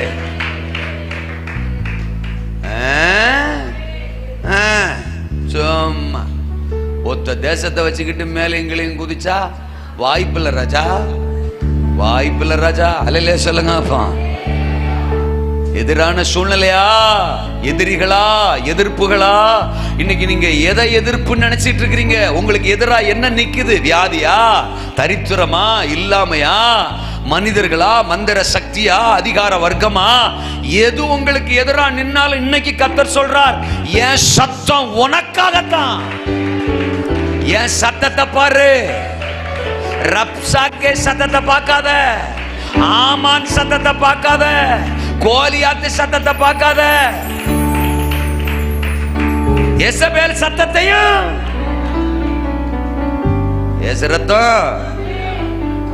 அவங்க சொல்லிட்டாங்களே, இவங்க சொல்லிட்டாங்களே, மச்சான் சொல்லிட்டாங்களே, மாமா சொல்லிட்டாங்க, ஆளுகளை பாரு. அல்லேலூயா சொல்லுங்க. ஆண்டவர் சொல்லிட்டாரு, என் தேவன் சொல்லி இருக்கிறாரு, கானான நாங்க சுதந்தரிப்போம்னா சுதந்தரிப்போம் தான்.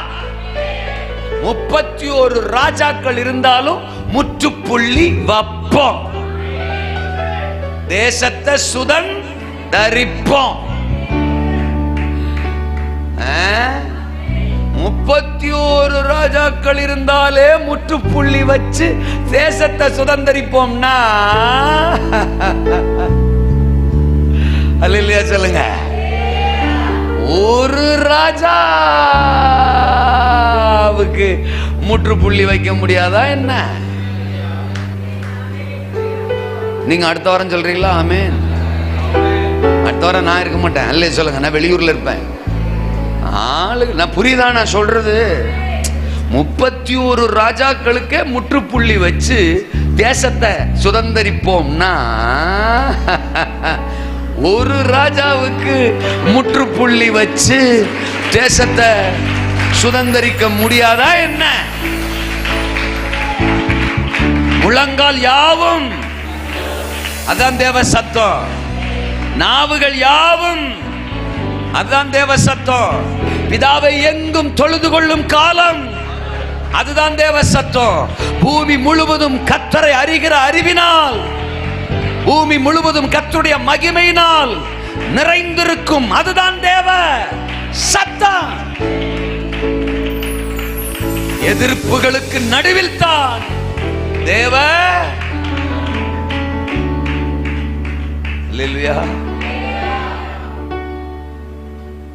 32 அதிகாரத்துல ஆதியாமத்துல ஏசா 400 பேரை கூப்பிட்டுக்கிட்டு யாருக்கு எதிரா வரான்? யாக்கோபுக்கு எதிரா. ஒரே நாள்ல அவனை காலி பண்ணி போட்டு தள்ளினா பல வருஷம் பகை. எப்படா வருவான் வருவான் வருவான் வருவான்னு வெயிட் பண்ணிட்டு இருக்கிறான். இப்ப தகவல் வருது யாக்கோபு வர்றான்னு. பள்ளி தீர்த்துறணும், இன்னைக்கு ஒரே தீர்வையா அவனை போட்டுறணும், காலி பண்ணிடணும் அப்படின்னு ஒரு 400 பேரை அழைச்சிக்கிட்டு என்ன செய்றான்? எதிர்கொண்டு வர்றான். தோத்துறான். யாக்கோபு என்ன தெரியுமா பண்றாரு? ஆமா, நேர தேவ சமூகத்துக்கு ஓடி அந்த 32வது அதிகாரம் தோத்துறான்.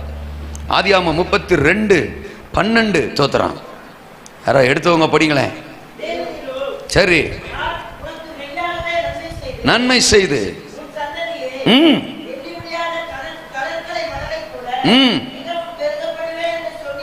மிகவும் பெருக பண்ணுவேன் என்று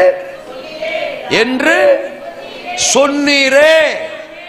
நீர் இப்படி சொல்லி இருக்கும் போது எங்க அண்ணங்காரன் வேற மாதிரி சொல்லிக்கிட்டு வர்றான். இன்னைக்கு என் கதையை முடிப்பேன்னு சொல்லிக்கிட்டு வர்றான், என்ன அழிப்பேன்னு சொல்லிக்கிட்டு வர்றான். அது ஏசா சத்தம். நீங்க சொன்னீங்களே, அது யெகோவாவின் சத்தம். அல்லேலூயா சொல்லுங்க. உன் சந்ததியே தோத்துறான். நான் என்ன செய்வேன்? எண்ணி முடியாத கடற்கரை மணலை போல பெருக பண்ணுவேன்னு நீங்க சொல்லி இருக்கிறீங்க. என் சந்ததி அவனால எப்படி அழிக்க முடியும்? ஏசா சத்தமா, யெகோவாவின் சத்தமா? யெசபேலின் சத்தமா, யெகோவாவின் சத்தமா? கோலியாத்தின் சத்தமா, யெகோவாவின் சத்தமா? ரப்சாக்கேயின் சத்தமா, யெகோவாவின் சத்தமா? 31 கானானியர் ராஜாக்களின் சத்தமா, யெகோவா தேவனின் சத்தமா? அல்லேலூயா. அவர் சத்தம் வெளிப்படும். அவர் சத்தத்தை மட்டும் கவனிங்க. அவர் சத்தத்துக்கு மட்டும் காது கொடுங்க. ஆவியானவர் சொல்லுகிறத காதுள்ளவன் கேட்க கடவன். உலகம் என்ன சொல்றதுன்னு பார்க்காதீங்க, சூழ்நிலை என்ன சொல்லுதுன்னு பார்க்காதீங்க, எதிரிகள் என்ன சொல்றாங்கன்னு பார்க்காதீங்க, எதிர்ப்புகள் என்ன சொல்லுதுன்னு பார்க்காதீங்க. உங்களை படைத்தவர், அழைத்தவர், உள்ளங்கைகளில் வரைந்திருக்கிறவர், நேசிக்கிறவர் உங்களுக்கு என்ன சொல்லுகிறார், உங்களுக்கான வார்த்தை என்ன, உங்களுக்கான சத்தம் என்ன, அதுல மட்டும் கவனத்தை திருப்புங்க, கவனத்தை திருப்புங்க. ஒன்றும் உங்களை சேதப்படுத்தாது. நீங்கள் முறிந்து விழுவது இல்லை. நீங்கள் நிமிர்ந்து நிற்பீர்கள், நீங்கள் ஜெயிப்பீர்கள், நீங்கள் மேற்கொள்ளுவீர்கள், நீங்கள் தேசத்தை சுதந்தரிப்பீர்கள். நன்றி. அல்லேலூயாவா. அப்ப முதல்ல எப்ப தேவ சத்தமா தோத்துறான்? அதான, எதையாகிலும் இழந்து போனீர்களோ தேவ சத்தம் தோத்துறோம். எதிர்ப்பான சூழ்நிலைகளோ தேவ சத்தம் தோத்துறான். என்ன செய்வேன் என்கிற கலக்கமோ தேவ சத்தம். ஆமென் சொல்லுங்க. தோத்துறான். சில சமயத்தில் அடுத்து என்ன செய்யணும் அப்படிங்கிறது பெரிய கேள்விக்குறி ஆயிடும். எல்லாமே லாக்கான மாதிரி ஆயிடும். நெக்ஸ்ட் என்ன, வாட் இஸ் நெக்ஸ்ட், என்ன அடுத்து நான் செய்யணும், என்ன நான் பேசணும், இந்த காரியத்தில் நான் எப்படி செயல்படணும், என் அசைவு எப்படி இருக்கணும் அப்படிங்கிற மாதிரி ஒரு சிச்சுவேஷன் நம்மளை நெருக்கும். தோத்துறோம். இங்க யோசுவாவுக்கு அப்படித்தான். யோசுவாவுக்கு 3 பிரச்சனைங்க. ஒன்று, மோசே போயிட்டாரு, அது ஒரு பிரச்சனை.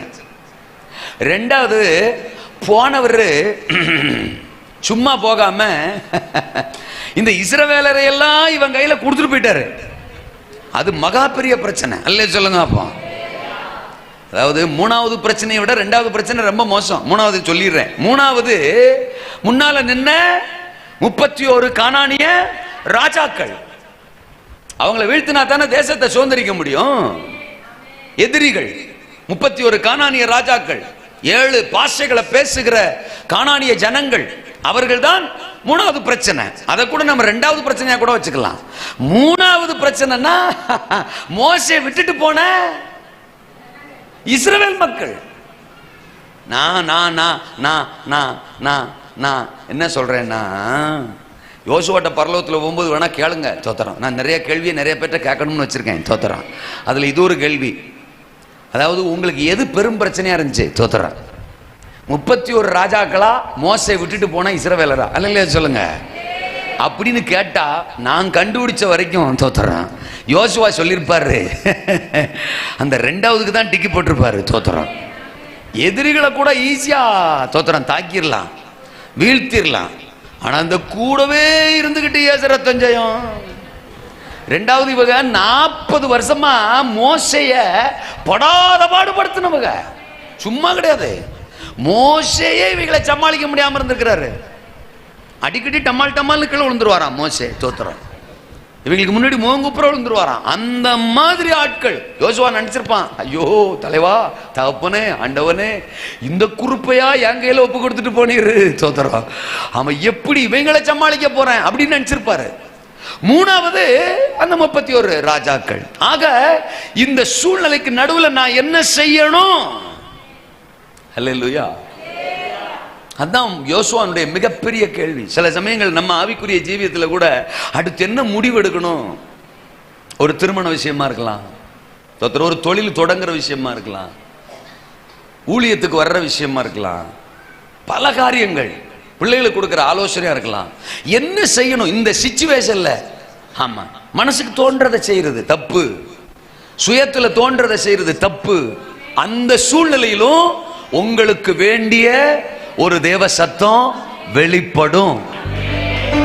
ஆமென் சொல்லுங்க. வெளிப்படும். நம்ம தான் பேசுற தெய்வத்தை ஆராதிக்கிறோமே.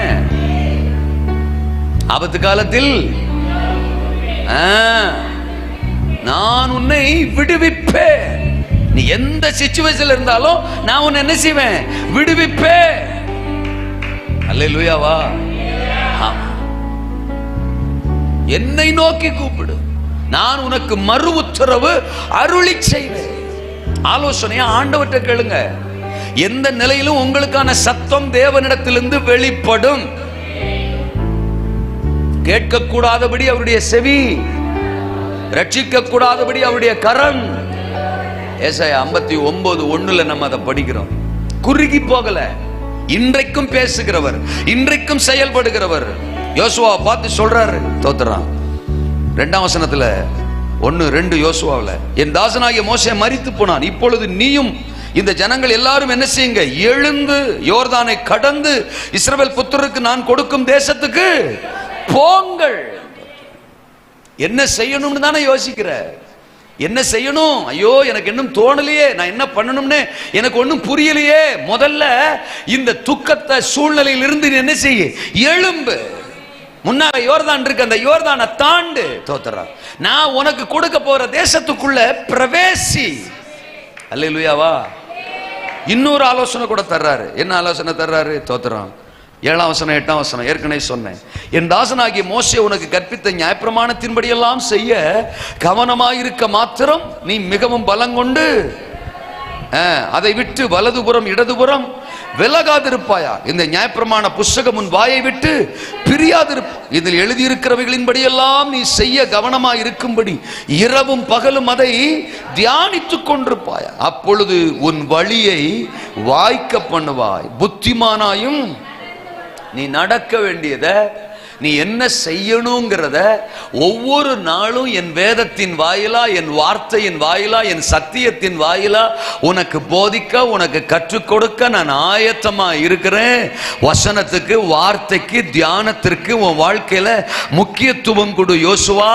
அதை விட்டு நீ வலதுபுறம் இடதுபுறம் என்ன செஞ்சிடாத, விலகிராத. ஒவ்வொரு நாளும் நீ என்ன செய்யணுங்கிறத வேதம் உனக்கு கற்பிக்கும், வார்த்தை உனக்கு கற்பிக்கும்.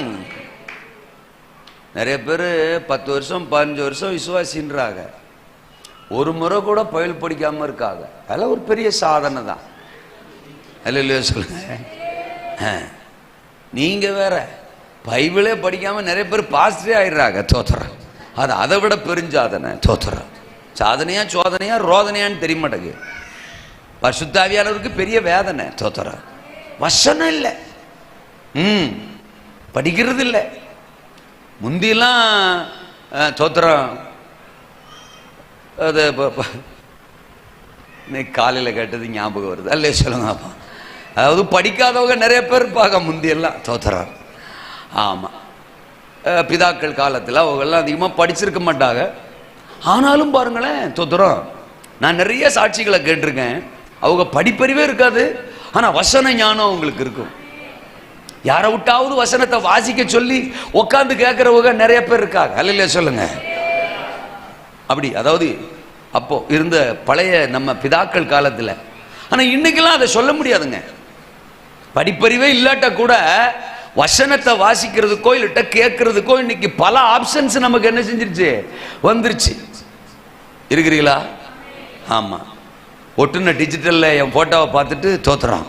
ஆமாம், ஒரு அம்மா சொன்னாங்களாம். தோத்துறோம். வயசில் சின்ன ஆள் மாதிரி தெரியுதே, இவர் அதுங்குள்ளவா செத்து போயிட்டாரு. தோத்துறோம். ஆமாம், இவர் ஃபோட்டோவை போட்டு இப்படி டிஜிட்டலில் வச்சுருக்கிறாங்களே அப்படின்னு ஒரு அம்மா சொல்லிச்சான், தூத்துக்குடியில். இல்லை சொல்லுங்க. ஆமாம், நம்ம சர்ச்சில் நடக்கிற மீட்டிங்க்கு நடந்த ஒட்டின ஃபோட்டோவை பார்த்தா ஒரு அம்மா சொல்லியிருக்கு. இன்னைக்கு காலையில் எனக்கு வந்த தகவல். இல்லை சொல்லுங்க. அந்த அம்மாவுக்கு படிப்பு இல்லையா பாருங்க. ஆச்சரியமாக இருக்குது. இந்த காலத்தில் கூட தோத்துறோம் என்ன எழுதி இருக்குங்கிறது படிக்க முடியாத அளவுக்கு அம்மா மாதிரி இந்த காலத்துலையும் இருக்கிறாங்க. இல்லை சொல்லுங்க. அந்த அம்மா சொல்லிச்சோ வச்சிச்சோ போச்சோ தெரில. இப்போ வரும்போது பார்த்தேன் டிஜிட்டலே காணும். தோத்துறோம். ஆமாம், அது காற்று கிழிச்சு தூக்கி போட்டுருச்சு போல. இல்லை சொல்லுங்க. ஆமாம், இருக்கிறீங்களா? ஆமாம், தோத்துறோம். போட்டோவை போட்டு அப்படி ஒரு ரவுண்டு போட்டு வச்சா அவங்களுக்கு அப்படி தான் தோணும். தோத்துறோம். இப்படி சும்மா போட்டோவே ஒரு மாதிரி நினைக்கிறாங்க. ஒரு ரவுண்டுக்குள்ளே போட்டோவை போட்டால் நானே சில சமயம் வாட்ஸ்அப்பில் வரும்போது ஆள் போயிட்டாரோன்னு யோசிச்சிருக்கேன். இல்லை சொல்லுங்க. ஆமாம், ஒரு ரவுண்டை போட்டு அந்த ரவுண்டுக்குள்ளே பாச சான்லியை வச்சா தோத்துறோம். ஆமாம், அப்போ போட்டோ போடுறது எவ்வளவு பாதிப்பை கொடுக்குதுன்னு பாருங்கள். தோத்துறோம். அல்லேலூயா. எங்கள் பிதாக்கள் காலம் வாழ்க. அவங்கெல்லாம் போட்டோ போடாமல் ஊழியம் செஞ்சாங்க, ஊழியம் நல்லா செஞ்சாங்க. இன்னைக்கு தான் கூட்டம் உடனே போட்டோ அனுப்புங்கன்னு தானே கேள்வியே கேட்குறாங்க. அல்லையில சொல்லுங்க. போட்டோ அனுப்புங்க. தோத்துறோம். அதுலேயும் வெள்ளைச்சட்டை போட்டு அனுப்புனா என்ன சட்டை போட்டிருக்கிய, கோட்டு போட்டு. நான் கேட்பேன், கோட்டு போட்டால் கூட்டம் கொஞ்சம் ஜாஸ்தியாக வருமானு. அல்லையில சொல்லுங்க. ஆமாம், ஒரு சிலர் என்ன செம்மனார் கோயிலுன்றீங்க. தோத்துறோம். ஆமாம், செம்மனார் கோயில் உங்கள் நாலு பக்கத்தில் இருக்கிற பெரிய ஊராக சொல்லுங்கள். அதான் மாயவரம், மயிலாடுதுறை. அப்படி சொல்லுங்கள். மயிலாடுதுறைன்னு போடவாம்பாங்க. என் ஊர் செம்மனார் கோயிலியா? எங்கள் ஊர்லேருந்து 15 கிலோமீட்டர் தான் மயிலாடுதுறை. தோத்துறோம். என் ஊர்லேருந்து என்ன ஆண்டவர் எழுப்பியிருக்கிறாருங்கும் போது என் ஊர் பேரைத்தான் போடணும். ஆமாம், நீங்கள் என்ன மயிலாடுதுறைன்னு போடுறீங்களா? மக்களுக்கு தெரியாது. சரி, மக்களுக்கு தெரிஞ்சா என்ன பண்ண போறாங்க? மயிலாடுதுறைன்னு போட்டதுனால ஒரு 30 பேர் எக்ஸ்ட்ரா வர போறாங்களா? 300 பேர் எக்ஸ்ட்ரா வர போறாங்களா? தோத்துறா. ஆமா, அவரே என்னையும் என் ஊரையும் பெருமைப்படுத்தி இருக்கும் போது நீங்க ஏன் என் ஊரை சிரமப்படுத்துறீங்க அப்படின்னு நிறைய முறை நான் கேட்டிருக்கேன். இதுதான் பைபிள் சொல்லுது. நாசரேத்தூரிலிருந்து நன்மை வரக்கூடுமோ?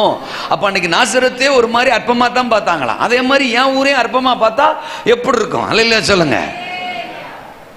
ஆனா இந்த நாட்கள்ல நம்ம காரணம் சொல்லி தப்பிக்க முடியாது. வசனம் வாசிக்கிறதுக்கோ கேட்கறதுக்கோ நிறைய ஆப்ஷன் இருக்கு. அல்லேலூயாவா.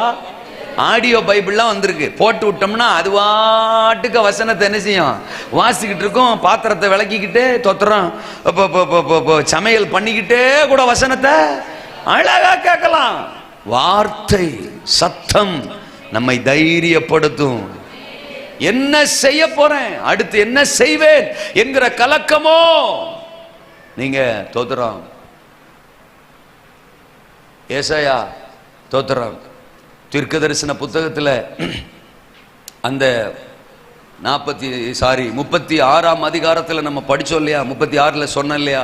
அந்த சனகரிப் தோத்துறோம் ரப்சாக்கே அனுப்பி என்ன செய்ய போறேன் அப்படின்னு எசேக்கியா தவிச்சுக்கிட்டு இருக்கும்போது தோத்துறோம். அந்த ஒரு வசனத்தை மாத்திரம் நான் வாசிச்சு முடிக்கிறேன். கர்த்தருக்கு ஸ்தோத்திரம். ஏசாயா தீர்க்க தரிசன புத்தகம் 36வது அதிகாரம். ஆமாம், 36ல் ரப்சாக்கே வந்து ஸ்தோத்திரம். ஆமாம், வேதனைப்படுத்துகிற விஷயங்கள் எல்லாம் பேசுவான். 37ஆம் அதிகாரம் வரும்போது தோத்துறான்.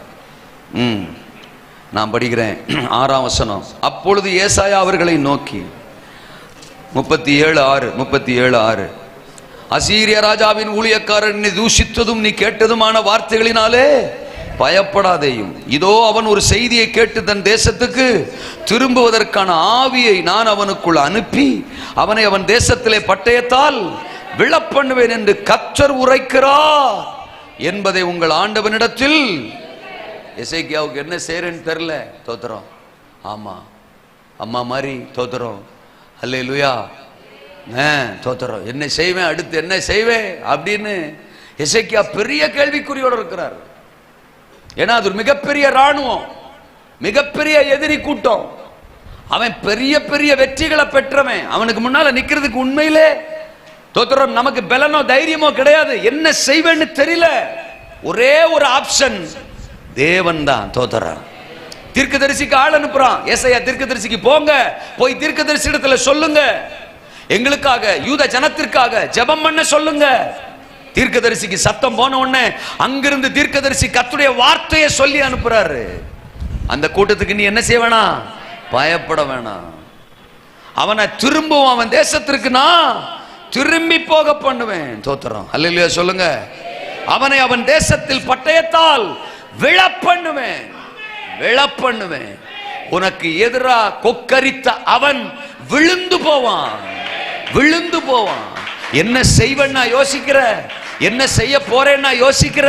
தோத்துறோம். நான் இருக்கிறேன், உனக்காக நான் எழுந்தருளுவேன். உன் சத்துருக்களை நான் வீழ்த்துவேன், உன் சத்துருவை நான் முறியடிப்பேன்.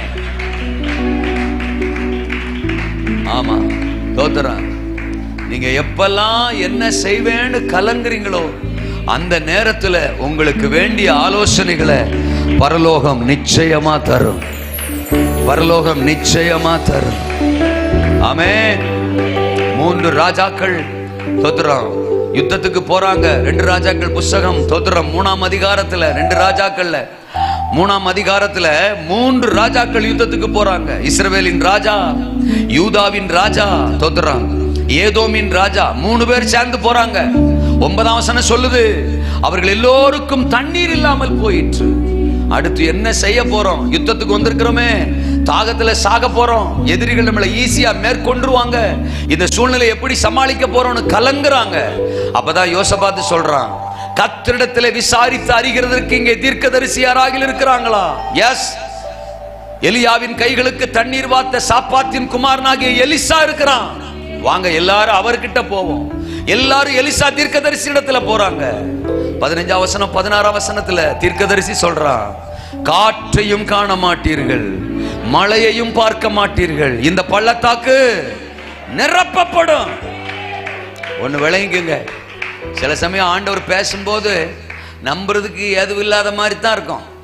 ஒண்ணு சொல்லட்டுமா, நீங்களும் நானும் ஏத்துக்கிற மாதிரி தான் பேசணுங்கிற அவசியம் ஏசுனாருக்கு கிடையாது. நீங்களும் நானும் நம்புற மாதிரி தான் பேசணுங்கிற அவசியம் ஆண்டவருக்கு. ஏங்க, செங்கடலுக்கு மேல கோலை நீட்டுன்றாரு, அது பிளக்கும்ன்றாரு. நம்புற மாதிரியா இருக்கு? பிளந்துச்சா? பிளந்து உங்க வாய் தான் பிளக்க மாட்டேங்குது. பிளந்துச்சா? தோத்துறான். யோர்தான்ல போய் அந்த உடன்படிக்கை பெட்டியை சுமந்துட்டு போற ஆசானுடைய உள்ளங்கால வைக்க சொல்றாரு. வச்சா பிரியும்னு சொல்றாரு. நம்புற மாதிரி இருக்கா? வச்சாங்களா? பிரிஞ்சிச்சா? எரிகோவின் அலங்கத்தை சுத்தி சுத்தி வாங்க, உங்க கண்ணுக்கு முன்னால டம்மால் இடிஞ்சு உழுகும்ன்றாரு. மனுஷ மூளையில அது ஏத்துக்கிற மாதிரி இருக்கா? இல்ல. ஆனா விழுந்துச்சா? சொல்லுங்கக்கா, நீங்க சொல்லுங்க அண்ணா, சொல்லுங்க அண்ணன். அல்லேலூயாவா. 90 வயசு கிழவி சாராளம்மா உன் கர்ப்பத்துல இருந்து தான் ஈசாக்கு பிறப்பான்னு சொல்றாரு. மனுஷ மூளையில அது நம்புற மாதிரி இருக்கா? ஆனா அந்த கற்பம் ஈசாக்க பிறப்பிச்சுச்சா? அல்லேலூயாவா. என்ன செய்ய போறேன் அடுத்து அப்படிங்கிற கேள்வியோடு இருக்கிறீங்களா? கலக்கத்தோடு இருக்கிறீங்களா? உங்களை நோக்கி கர்த்தருடைய சத்தம் புறப்பட்டு வரும். அது என்ன சத்தமோ அதுக்கு கீழ்ப்படிங்க. கோலை நீட்டுனா நீட்டுங்க. ஆமென் சொல்லுங்க. காலை தூக்கி யோர்தான்ல வையினா வையுங்க. எரிகோவுக்கு முன்னால சுத்தி வாங்கன்னா சுத்தி வாங்க. கையை உயர்த்தி வராமேனா சுத்தி வர்றதுக்கும் எரிகோ உழுகிறதுக்கும் என்ன சம்பந்தம் கேட்காதீங்க.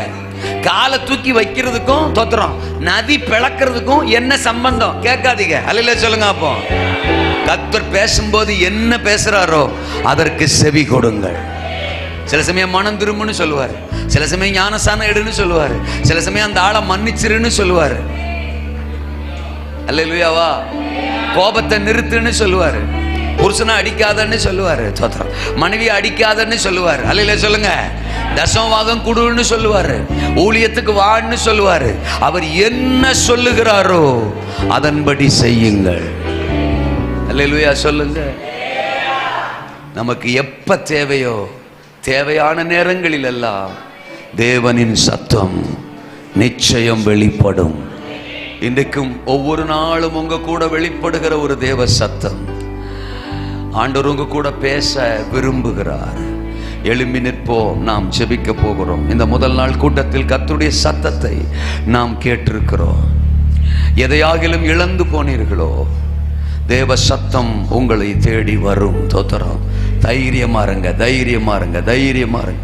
நீங்க இழந்ததை திரும்ப பெற்றுக்கொள்ள போறீங்க, இழந்ததை திரும்ப பெற்றுக்கொள்ள போறீங்க. ஷாக்கா ராபா தாரா மாலாபா. எதிரான சூழ்நிலைகளோ எதிர்ப்பின் சூழ்நிலைகளோ எல்லாம் உங்களுக்கு எதிரா நிக்குதோ தோத்திரம். மனிதர்கள், வியாதி, பலவீனம், போராட்டம், பண தேவைகள் உங்களுக்கு எதிரா நிக்குதோ தேவ சத்தம் உங்களுக்கு நேராய் புறப்பட்டு வருகிறது. நீ உயிரோடு இருக்கும் நாளெல்லாம் ஒருவனும் உன்னை எதிர்த்து நிற்பதில்லை என்கிற தேவ சத்தம் உங்களை நோக்கி புறப்பட்டு வருகிறது. ஷாபா ராபா தாலா காபா ராகா தானாமா. என்ன செய்வேன், என்ன செய்ய போறேன், அடுத்து நான் என்ன செய்யணும் என்கிற கலக்கத்தோடு நீங்கள் இருக்கிறீர்களோ உங்களை நோக்கி தேவ சத்தம் புறப்பட்டு வருகிறது, புறப்பட்டு வருகிறது. நீங்க என்ன செய்ய வேண்டும் என்று தேவன் சொல்லுவார், தேவன் சொல்லுவார். தேவன் சொல்லுவதற்கு இடம் கொடுங்கள், தேவன் சொல்லுவதற்கு கீழ்ப்படிங்கள், தேவன் சொல்லுவதற்கு விட்டு கொடுங்கள். ஆமென், ஆமென். அற்புதத்தை பாப்பீங்க, அற்புதத்தை பாப்பீங்க, விடுதலைய பாப்பீங்க, சோத்திரம், ஆசீர்வாதத்தை பாப்பீங்க, எதிரியின் வீழ்ச்சியை பாப்பீங்க, ஜெயத்தை பாப்பீங்க. ஆமென், ஆமென். இன்றைக்கு ஒரு அற்புதத்தை கர்த்தர் உங்களுக்கு செய்கிறார். நன்றி ஆண்டவரே. அதே யோசுவாவை கொண்டு எதிரிகளை வீழ்த்தின தெய்வம், அதே யோசுவாவை கொண்டு தேசத்தை சுதந்தரிக்க பண்ணின தெய்வம், அதே யோசுவாவின் மூலம் யோர்தானை பிளந்த தெய்வம் உங்களை கொண்டு அற்புதத்தை செய்ய போறார். தேவ சத்தம் அற்புதத்தை செய்யும். தேவ சத்தம் தேசத்தை கொடுக்கும். தேவ சத்தம் வாக்குத்தத்தங்களை நிறைவேற்றும். தேவ சத்தம் ஓ ரபா கபா ரபா தானாமா. உங்க சத்தத்துக்கு என்னை அர்ப்பணிக்கிறப்பா, உங்க சத்தத்துக்கு என்னை விட்டு கொடுக்கிறப்பா. உங்க சத்தத்தை நான் நம்புறேன் ஆண்டவரே, உங்களுடைய சத்தத்துக்கு நான் கீழ்ப்படுகிறேன் ஆண்டவரே. எல்லாவற்றையும் உங்க சத்தம் தான் பெருசுப்பா, உங்க சத்தம் மேலானது. என்னை சமர்ப்பிக்கிறேன். எத்தனை பேர் சொல்ல போறீங்க? ரிபா பாபா பாபா ராகா தாலா கதா ரபா தானா.